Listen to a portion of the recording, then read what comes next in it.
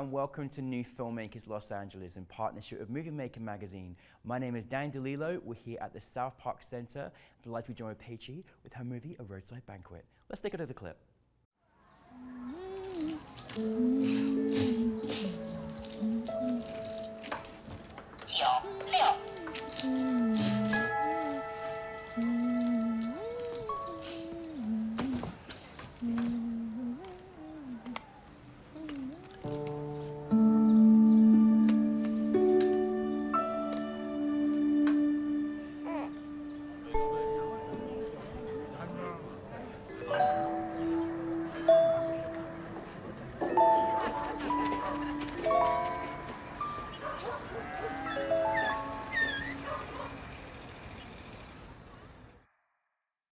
Thank you so much for being here and welcome to the New Filmmakers LA family.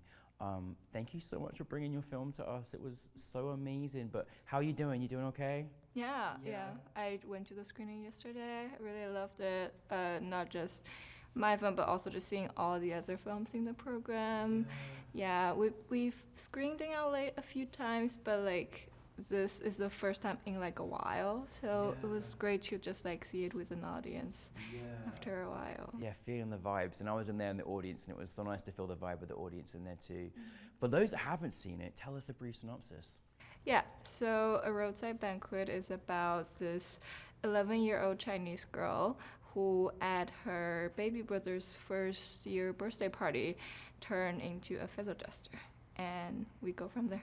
Yeah, we did a great job doing that because we literally saw before our eyes her turn into a feather duster, which was like it was so incredible to watch.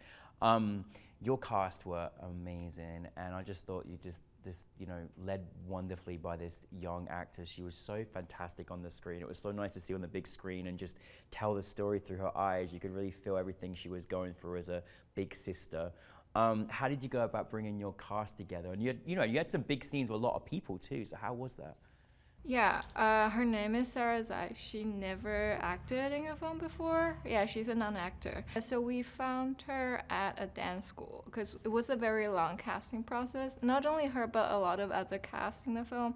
Like you said, it's a very big ensemble. A lot of them are people we got from like street casting or just like a friend of a friend, that kind of situation. So it was like a very long casting process. I think we spent like 8 to 6 months on it.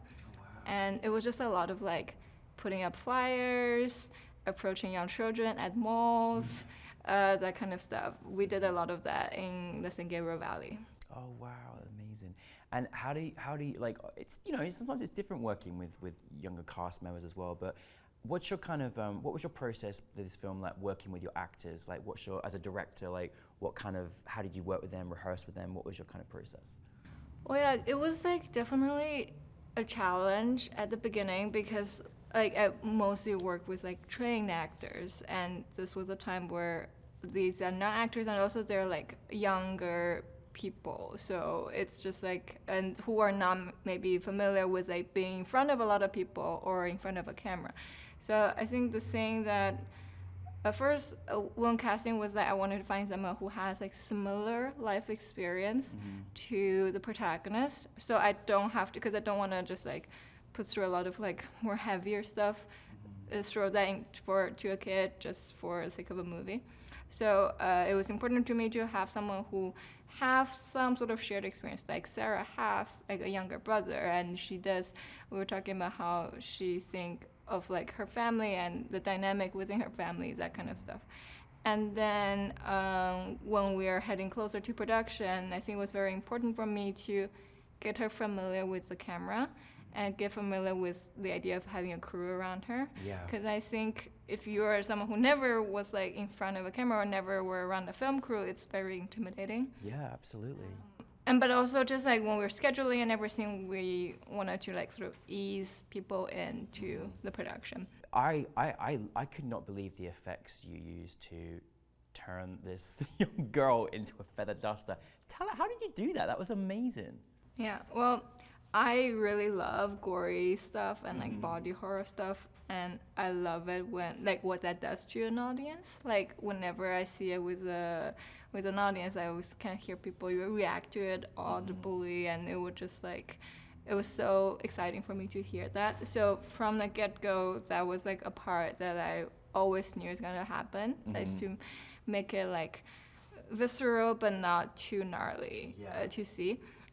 So we did a lot of just, like makeup tests. We have to like just figure out how the feather works. And also we were very fortunate that we got to like work with a VFX vendor and actually get it to look proper with post as well. So it was like my first time sort of doing this kind of transformation, and it's hard to find like references for it, so it was definitely like we were also like trying and figuring it out as we go as well.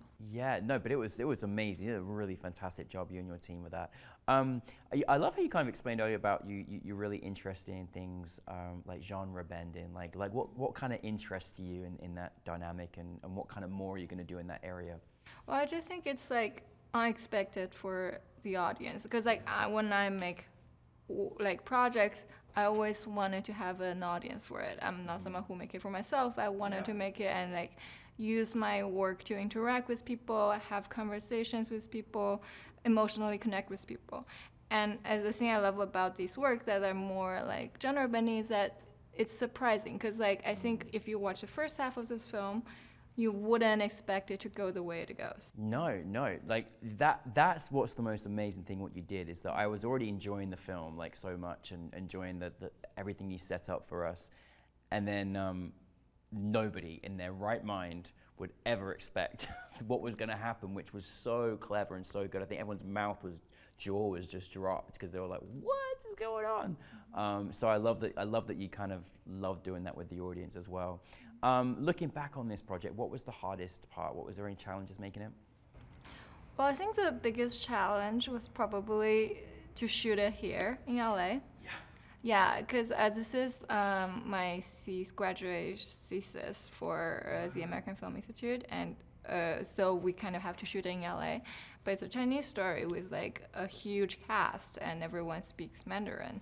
So it was just like a lot of struggle, I feel like, came from that. And also it was like kind of unnecessarily expensive as like a short, because we have to like shoot it here. So that was a challenge, but also it was like I think because of that, it was like a very bonding experience for me and my key crew. Yeah, that's amazing. I love that everyone was it was a full Mandarin speaking crew as well. It's cool. What is next for you? So I am planning to shoot this short that's kind of a fantasy sports short about rock climbers, and then what I do day to day is I do like commercials, branded content, and like web series. And I've been doing a lot of like web series stuff lately. And it was really helpful in like getting me to like work on different genres, and also made me think maybe I want to go into like TV directing. So that's something I'm going to look into more, like programs, and like talk to more people about that direction. I love it. Wherever you take us, I'm ready. But I'm now excited, because I know you're going to give us a world that we're not going to expect, which I'm excited about too, obviously. Well, we want to keep making more films for new filmmakers. And just finally, as a filmmaker, with your experience thus far in your career, like what kind of for our filmmaking audience, what kind of advice do you have? What do you go by as a creative artist that you could share with the audience? Well, I think this is like it's a long haul trying to be a director, especially. And something it's like easier said than done is just to be kind of more chill about it, because I think when you're like a younger filmmaker, you feel like there's so much chips on your shoulder, and you really wanted to make things work, which I get. But I think there should be a balance in sort of doing that, but also being relaxed about it, because I think when you're relaxed, when you're doing something, that's when you do your best work. Like not just like when you're writing, but also when you're on set. Like just take a deep breath and just like think of it not as like something that's like huge and life-changing, but think of it as like this is the work, and this is something that I'm gonna do for the rest of my life. I think getting yourself into that mindset is really important for just like human interactions with your crew, with your cast, but also just for yourself, for your own mental health. I think that's very important as well. Absolutely. Well, listen, thank you so much for bringing your film to us, Peiqi. Seriously, we really loved your film, and we can't wait for your next project, so thank you very much. Thank you. Welcome to the family. Thank you.